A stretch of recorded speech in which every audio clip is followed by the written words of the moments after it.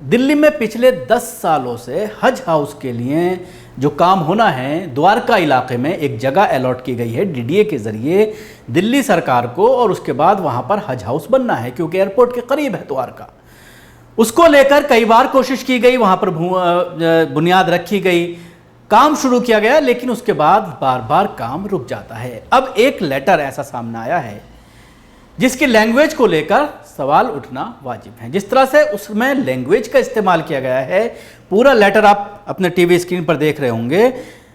इस लेटर में कई चीज़ें ऐसी हैं जिनकी तरफ मैं आपको बताना चाहूँगा, जिसके बारे में मैं आपको अवगत कराना चाहूँगा। ये लेटर लिखा गया है दिल्ली के लेफ्टिनेंट गवर्नर को, एलजी को। 3 तारीख को, 3 अगस्त को ये लेटर लिखा गया है, यानी कल। आज 4 तारीख है, जिसमें हेडिंग दी गई है और ये लेटर लिखा गया है ऑल द्वारका रेजिडेंट्स फेडरेशन की तरफ से, यानी द्वारका की जितनी रेजिडेंट्स एसोसिएशंस हैं, जितनी सोसाइटीज़ हैं, उनका ये एक कंबाइन फेडरेशन है। उस फेडरेशन के जरिए ये लेटर लिखा गया है, जिसमें हेडिंग दी है, सब्जेक्ट दिया गया है कि cancellation of DDA land allotted for Haj house in section 22 Dwarka New Delhi. उसके साथ ये लिखा गया है कि इसको कैंसिल कर दिया जाए। पूरे द्वारका के लोग, सेक्टर 22 के जितने भी लोग हैं, द्वारका की जितनी भी कमेटियां हैं, उसके साथ ही ये कहा गया है कि सेक्टर 22 में जो हज हाउस बन रहा है डीडीए की लैंड पर, उसको उसका अलॉटमेंट तुरंत कैंसिल किया जाए। ये कहा गया है कि अगर ये हज हाउस यहाँ पर बन गया तो आपस में जो हारमोनी है उसको नुकसान पहुंचेगा, हिंदू मुस्लिम जो भाईचारा है उसको नुकसान पहुंचेगा अगर यहाँ पर बनता है। उसके अलावा ये भी कहा गया है इस लेटर के अंदर के राइट होने की संभावना है। इसके साथ ये कहा गया है कि जब ये यहाँ पर हज हाउस बन जाएगा और हाजी यहाँ पर ठहरेंगे तो इलाके में क्राइम बढ़ेगा। आप अंदाज़ा लगाइए, इस तरह की चीज़ें इसके अंदर कही गई हैं। और ये कहा गया है कि द्वारका के जितने भी रहने वाले हैं, वेस्ट दिल्ली के और साउथ के, उसके साथ ही जितनी भी खाप पंचायतें हैं और 360 विलेज जो दिल्ली के हैं, वो सब इस बात को मानते हैं कि यहाँ पर हज हाउस नहीं बनना चाहिए। वो इसका पूरी तरह से विरोध करते हैं। आगे ये कहा गया है कि अगर यहाँ पर बन गया तो यहाँ पर इस तरह की हालात हो जाएंगे कि राइट्स हो सकते हैं। उसके अलावा हिंदुओं का पलायन यहाँ से हो जाएगा, हिंदुओं को यहाँ से पलायन करना पड़ेगा सिर्फ हज हाउस बनने की वजह से। उसके अलावा ये कहा गया है कि यहाँ पर हालात बिल्कुल शाहीन बाग, जाफराबाद और कश्मीर जैसे हो जाएंगे।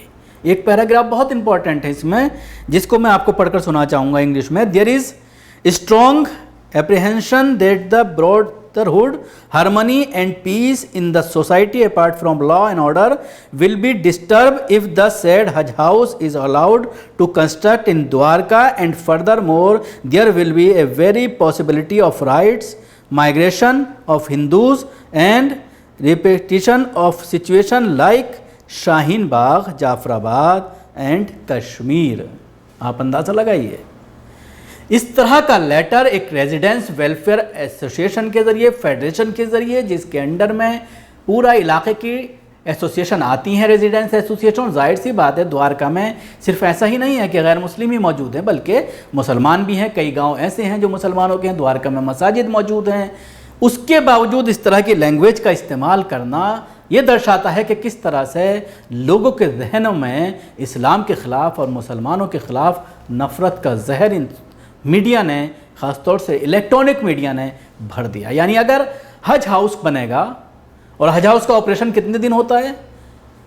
18 दिन हज से पहले और 18 दिन हज के बाद, यानी जब फ़्लाइट शुरू होती हैं, जब से लेकर के फ़्लाइट वापस आने तक 20 दिन पहले 20 दिन बाद मान लीजिए, तकरीबन 40 दिन का ये समय होता है जिसमें हज ऑपरेशन होता है।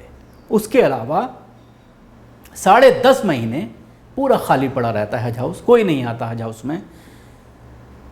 बहुत से लोग एप्लीकेशन जमा करने आते हैं, लेकिन अब सारी प्रक्रिया ऑनलाइन हो गई है तो हज हाउस जाने की ज़रूरत ही नहीं है। यहाँ तक कि आपको बुकिंग कराने के लिए भी अब हज हाउस जाने की ज़रूरत नहीं है।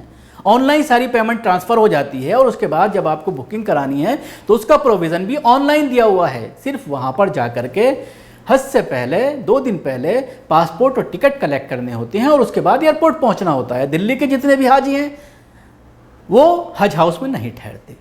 दिल्ली के आसपास का जो इलाका है, ख़ास तौर से पश्चिमी उत्तर प्रदेश का और हरियाणा का और कुछ लोग पंजाब के बहुत ही कम, कई 400-500 हाजी हैं जो पंजाब से जाते हैं, बहुत ही कम आबादी पंजाब में है। तो ये 3 राज्य हैं, पंजाब, हरियाणा और उत्तर प्रदेश और दिल्ली। इन 4 राज्यों से लोग जाते हैं और ज़्यादा से ज़्यादा 12 से 15 दिन का शेड्यूल फ़्लाइट्स का होता है और उसके बाद वापसी का शेड्यूल इसी तरह रहता है। तो सिर्फ 40 दिन के लिए भी बर्दाश्त नहीं है कि आप कोई ऐसी बिल्डिंग वहाँ पर बनाएं जिससे आपकी मजहबी शिनाख्त वाज़े हो, जिसके लिए बाकायदा डीडीए ने ज़मीन अलॉट की है, जिसके लिए बाकायदा दिल्ली सरकार ने बजट एलोकेट किया है, जिसके लिए केंद्र सरकार के ज़रिए यानी केंद्रीय हज कमेटी के ज़रिए, क्योंकि कहीं पर भी अगर हज हाउस बनता है तो उसमें 50% का पार्ट सेंट्रल हज कमेटी के ज़रिए दिया जाता है, तो बाकायदा उसके लिए अलॉट किया गया। अब ये जिम्मेदारी बनती है सरकारों की, चाहे वो केंद्र सरकार की बात करें चाहे वो राज्य सरकार की बात करें, क्योंकि डीडीए केंद्र सरकार के अंडर में आता है। अब इस तरह का लेटर भेजा जाना एलजी को, जो दिल्ली के मालिक हैं, जाहिर सी बात है एलजी को भेजा गया है, एक कॉपी डीडीए को भी भेजी गई है और ज़मीन को कैंसिल करने की बात कही गई है। उसके साथ ही ये भी कहा गया है इस लेटर के अंदर कि आप मुसलमानों के लिए इस तरह से कैसे हज हाउस बना सकते हैं, क्या आपने हिंदुओं के लिए कोई तीर्थ यात्रा के लिए कोई इस तरह की बिल्डिंग बनाई है? ये सवाल किया जा रहा है सरकार से, ये सवाल किया जा रहा है एलजी से। पूरे देश में तमाम रियासतों में, तमाम सूबों में हज हाउस मौजूद हैं, आलीशान हज हाउसेस बने हुए हैं। उत्तर प्रदेश में लखनऊ में भी हज हाउस है और गाजियाबाद में भी हज हाउस बनाया गया है।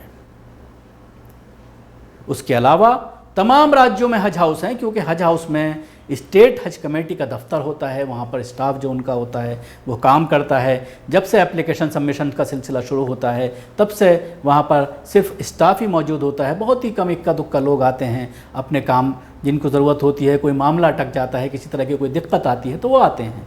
तो जाहिर सी बात है एक बड़ी ज़मीन में ये बनाया जा रहा है, अंदर पार्किंग की जगह है, शांति से आदमी आएगा, अपनी बुकिंग कराएगा या जो भी चीज़ें हैं, डॉक्यूमेंट्स लेने हैं, कुछ बात करनी है वो करेगा। तो इससे किस तरह से दिक्कत हो सकती है, ये एक बड़ा सवाल खड़ा होता है। और जिस तरह से नफ़रत फैलाई जा रही है उससे आप अंदाज़ा लगा सकते हैं।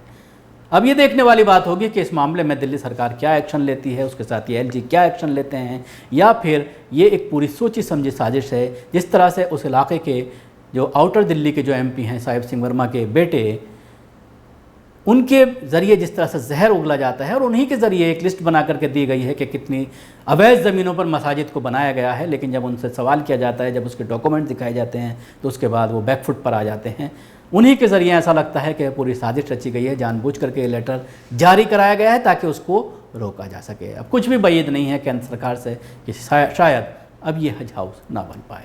शुक्रिया, आपको हमारी कोशिश कैसी लगी ज़रूर बताएं। हमारे YouTube चैनल को सब्सक्राइब करना ना भूलें, इसके साथ ही बेल आइकन ज़रूर दबाएं। धन्यवाद।